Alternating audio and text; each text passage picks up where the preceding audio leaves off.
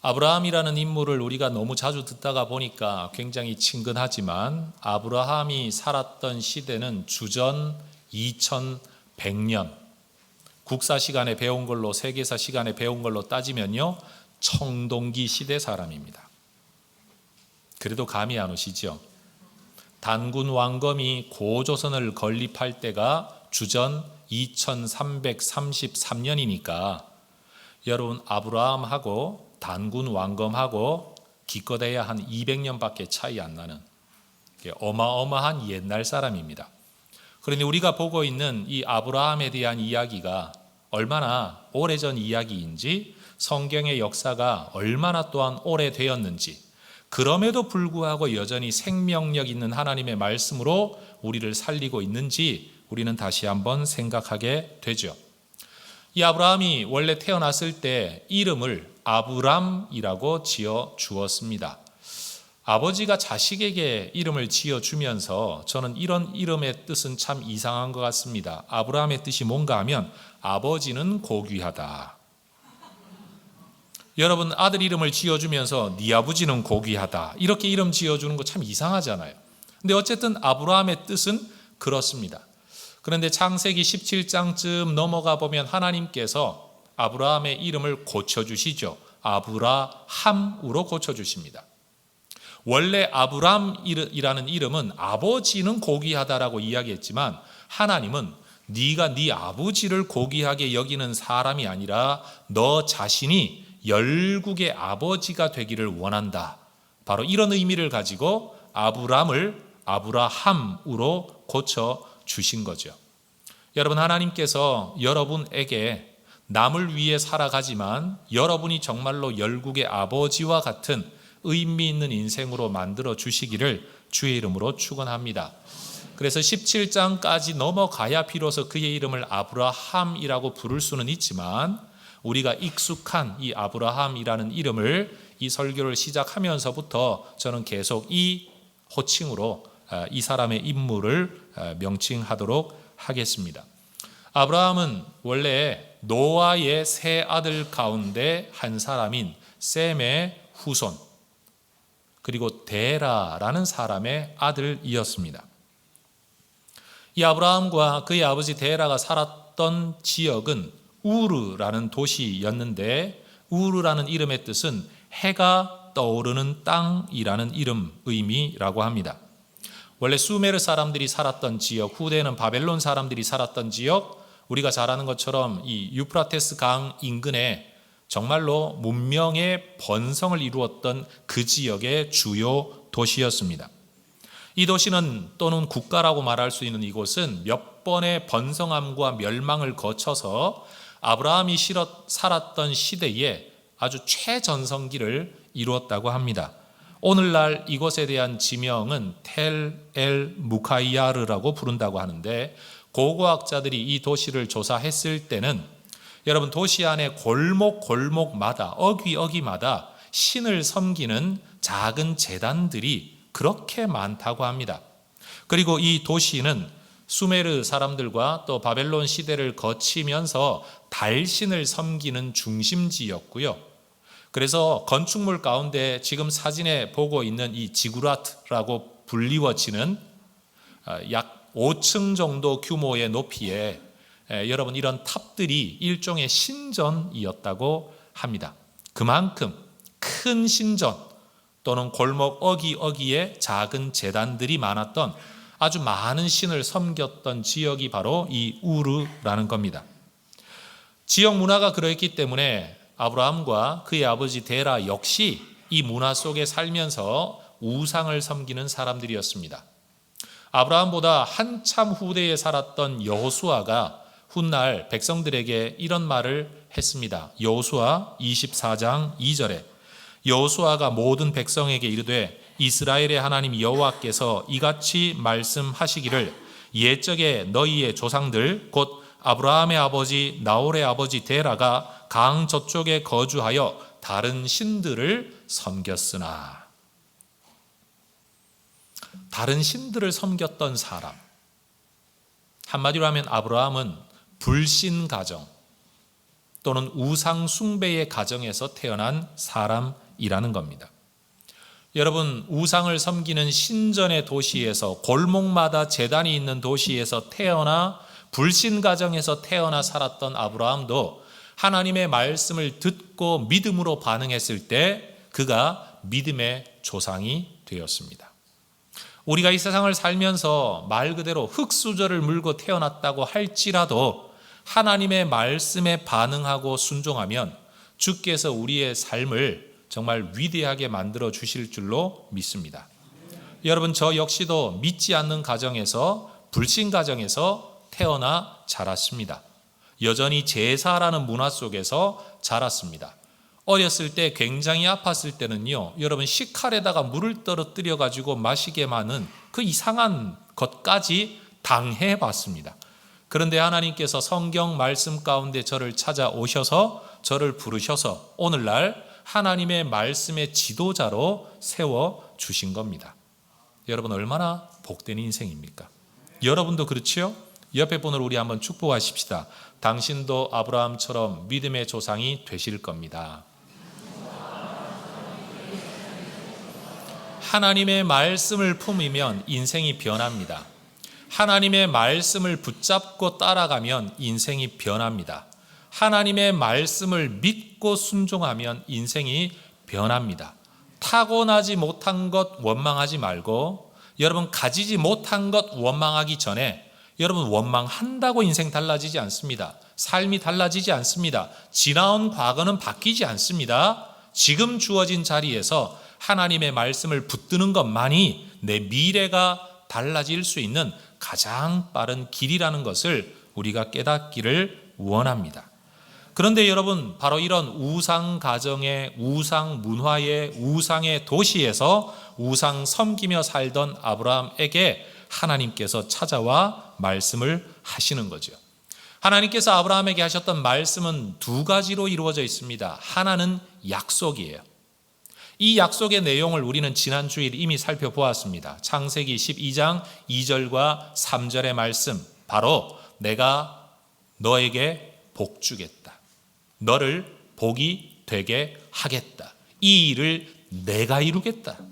그런데 하나님께서는 이 말씀과 함께 명령을 하십니다. 이 명령은 뭐냐? 내가 해야 될 일이 있는데 네가 해야 될 일도 있다. 그게 바로 1절의 말씀이에요.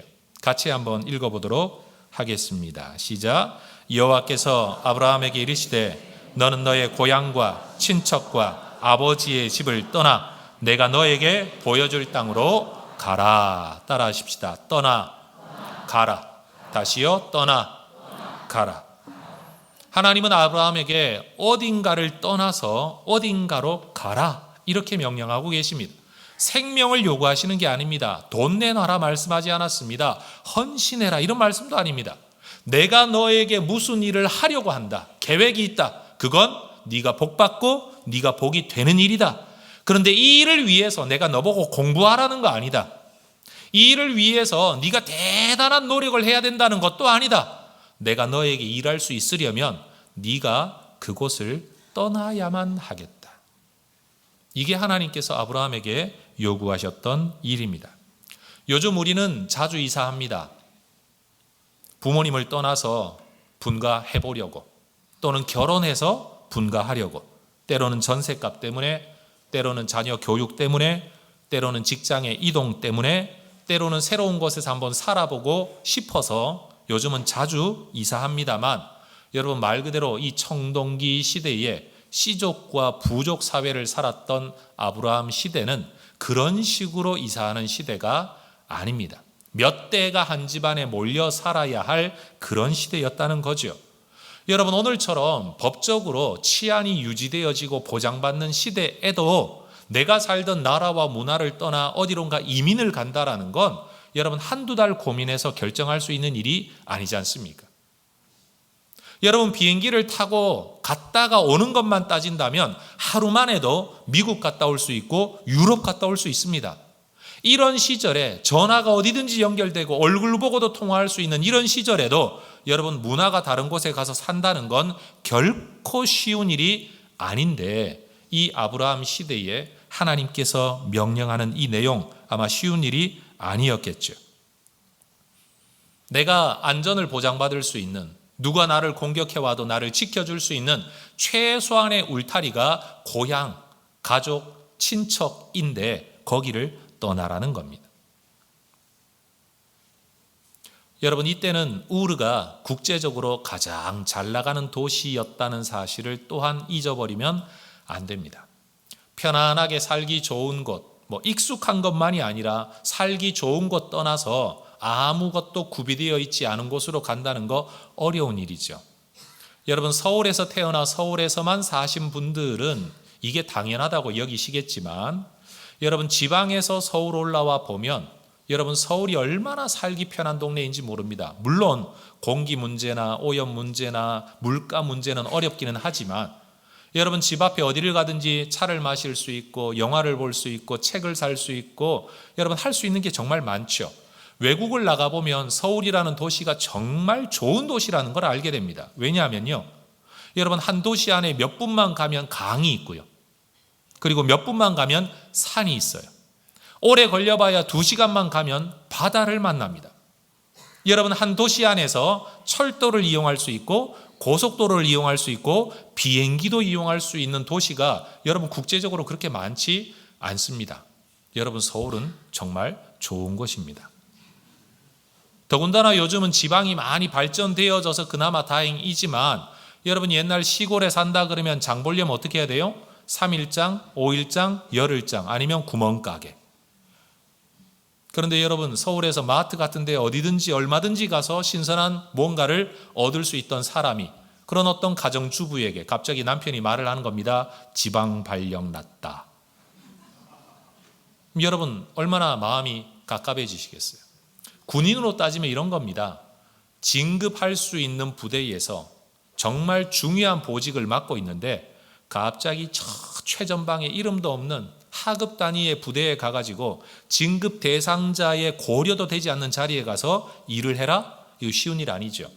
본사에서 중요 부서에서 지금 일하고 있어서 눈만 뜨면 인사권자들을 늘 만나고 있던 자리에 있던 사람을 두고 저 지방의 지사에 가가지고 직원도 기껏 한 명 있을까 말까한 그런 곳에 가서 일을 해라?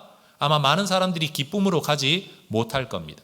지금 하나님께서 아브라함에게 하고 계신 명령이 바로 이런 거라는 겁니다.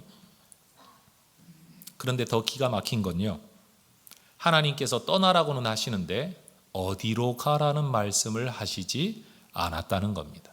이게 얼마나 기막힌 일입니까? 여러분 성경을 연구하는 학자들은 창세기의 이 문학적 서술 방법에 초점을 맞춰 연구하다가 아브라함의 인생이 크게 2가지의 고비를 맞이하게 된다라고 이야기를 합니다. 그리고 그때 하나님께서 사용하시는 어법도 비슷하고 사용하는 단어가 똑같다는 사실을 발견했습니다. 그게 뭔가 하면 첫 번째 사건이 창세기 12장 바로 이 1절의 말씀이죠. 하나님이 그렇게 말씀하시는 겁니다. 너의 고향과 친척과 아버지의 집을, 3단계예요. 고향과 친척과 아버지의 집을 떠나가라. 레크라는 히브리어 단어를 사용하면서 하나님이 가라 명령하십니다. 그리고 22장에 넘어가 보면 하나님께서 네 아들, 너의 사랑하는 외아들 이삭, 아들, 사랑하는 외아들 이삭이라는 3단계를 거쳐서 내가 너에게 지시할 땅으로 가라 라고 명령하신다는 거예요.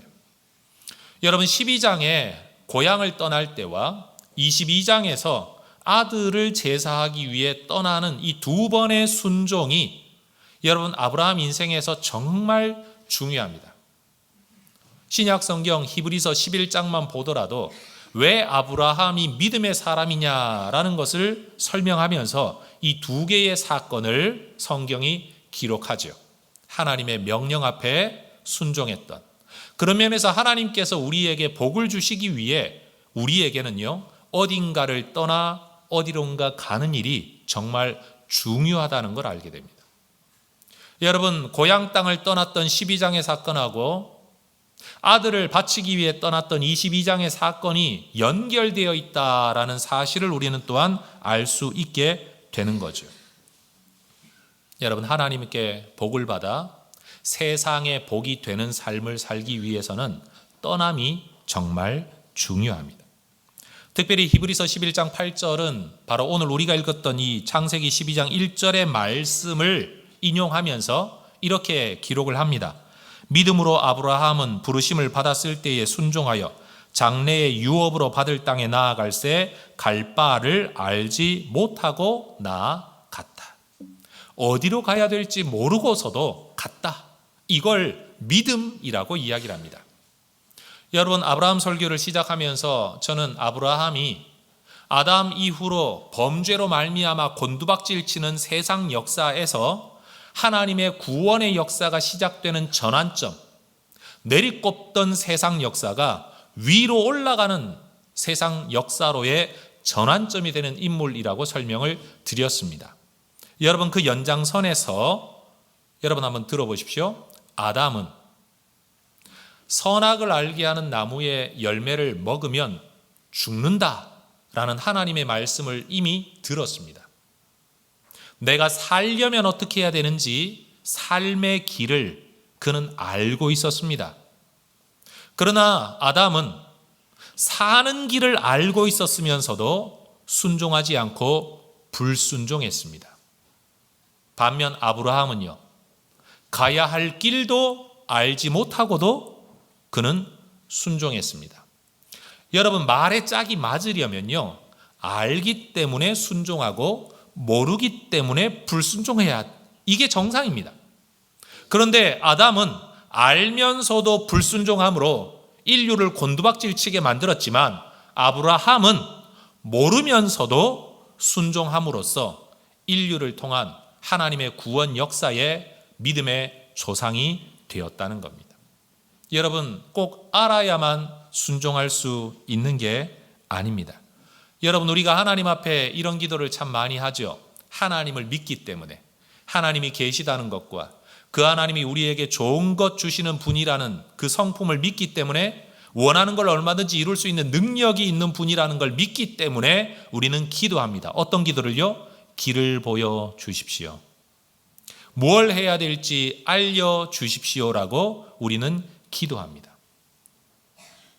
그런데 여러분, 아브라함이 믿음의 사람으로 인정받게 된 이유가 알기 때문에, 보기 때문에 순종했던 게 아니라는 사실을 생각해 보십시오.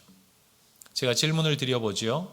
오늘 아침 이 예배당에 나오기 위해서 교회 가는 길 잃어먹지 않고 잘 찾게 해주세요 라고 기도한 분 계십니까? 너무 잘 아는 길이거든요. 예측이 가능하잖아요. 몇 분 걸릴지, 어느 길로 가면 잘 갈 수 있는 길인지 여러분, 우리는 압니다. 길을 잃어먹을 이유가 전혀 없는 곳입니다. 그래서 우리는 기도하지 않습니다. 왜요? 그냥 살면 되니까요. 우리가 하나님 앞에서 안정감을 얻기 위해 이런 기도를 한다는 거예요. 하나님, 예측되게 해주세요. 내 손안에 통제되게 해주세요. 내가 어떤 일이 있을지 다 알게 해주세요. 그럼 내가 평안하게 기쁘게 찬송하며 살게요 라고 기도하고 있는데, 정작 아브라함은 알지 못하고 떠났기 때문에 그가 믿음의 사람이 되었다라고 성경이 기록하고 있다는 거예요. 그러니 우리는 믿음으로 불신앙을 위해 기도하고 있다. 감히 이렇게 말할 수 있다는 거죠. 따라하십시다. 우리는 우리도 모르게 믿음을 가지고 불신앙을 위해 기도하고 있는지도 모릅니다.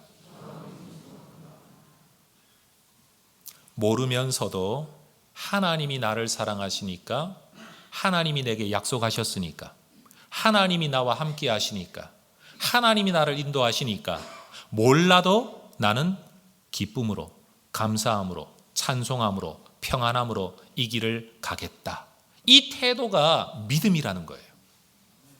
여러분, 길을 알아야만 갈 수 있겠다는 그 탄식의 기도를 하나님이 듣고는 계시겠지만, 믿음의 사람들은 모르고 가는 길에서, 모르고 가는 순종에서 믿음의 사람으로 인정받았다고 한다면 여러분, 이거 우리가 한번 깊이 생각해 봐야 할 신앙의 주제가 아닐까 생각을 합니다. 한번 따라해 보십시다. 떠나지 못하면 복을 받을 수 없습니다. 떠나지 못하면 복이 될 수도 없습니다. 여러분, 어딘가를 떠나라고 하는데 우리는 대부분 떠나지를 못하는 이유가 어디로 가야 될지 몰라서, 떠났을 때 만나게 될 일이 예측되지 않아서 떠나지를 못합니다. 이 설교를 하고 있는 저에게 아마 여러분 그런 생각 하실 수도 있습니다. 목사님, 믿음이 말은 쉬운데 그게 어디 쉽습니까?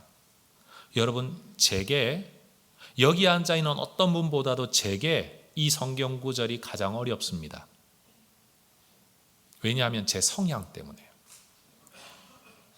제가 한 사람으로 가지고 있는 저의 개인적 성향이 뭐냐, 객관적인 검사 도구를 빌어 설명을 하자면 저는 애니어그램 1번 완벽주의 성향이에요.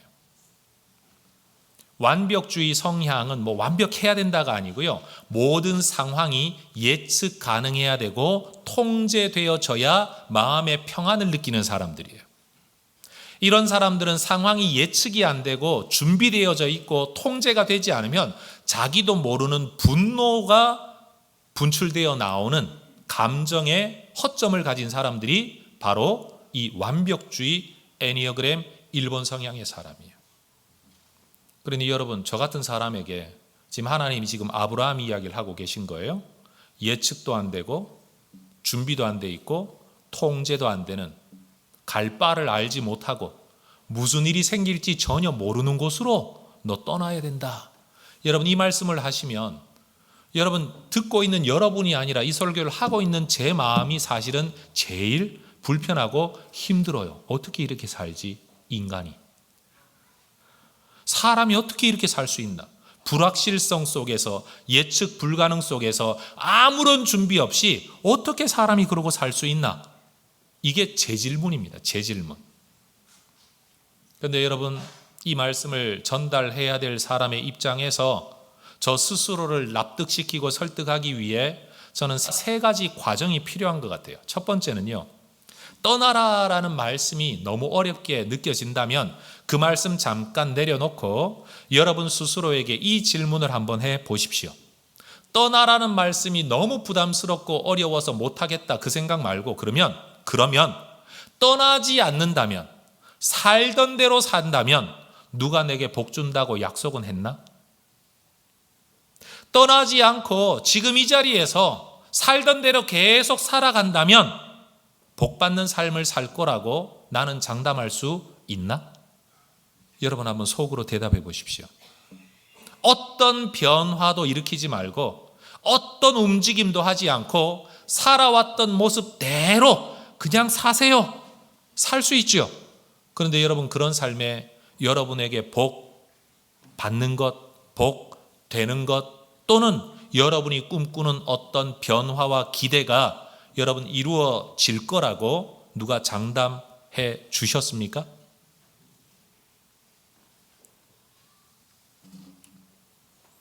그렇기 때문에 두 번째 단계가 생각만 할 게 아니고 결단을 해야 된다는 거죠. 어떤 결단이요?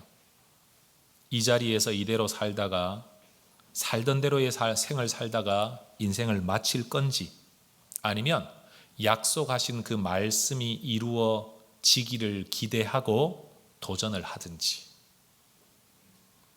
여러분, 외국을 가고 싶으면 어딘 갈 건지 계획을 세우고 티켓을 끊고 집을 떠나 공항으로 가서 비행기를 타야 외국에 갈 수 있어요.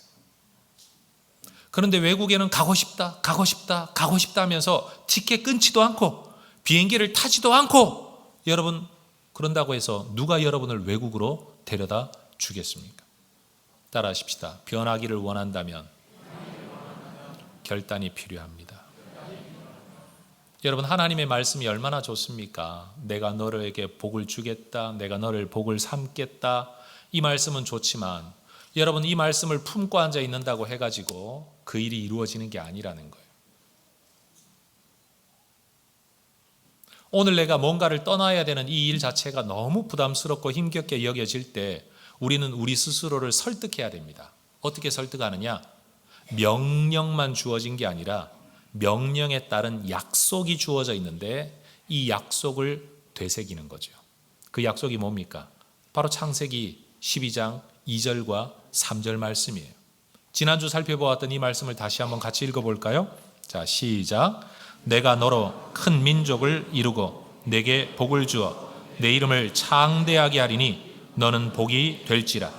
너를 축복하는 자에게는 내가 복을 내리고 너를 저주하는 자에게는 내가 저주하리니 땅의 모든 족속이 너로 말미암아 복을 얻을 것이라.